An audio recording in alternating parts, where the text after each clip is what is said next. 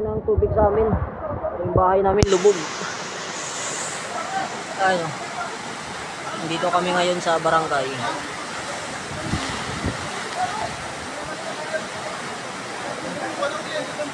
Yung bahay namin hindi makita kasi magabi.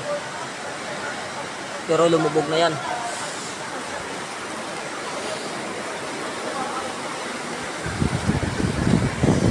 Umapaw na kasi yung ilog ng ilang-ilang po. Yan yung ilog ng ilang-ilang.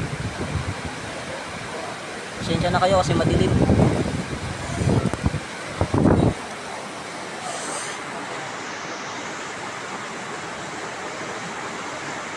Bahay namin lubog na. Dito kami ngayon sa barangay hall. Dito kami lumikas. Hindi na kami nakapunta ng evacuation center kasi hindi na kaya, hindi na makadaan.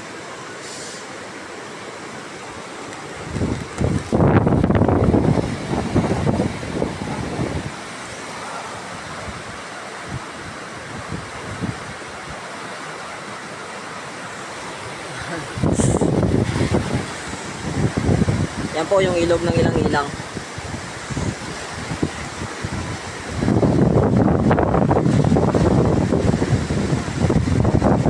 Nasa pulse alarm po ngayon yung buong Noveleta.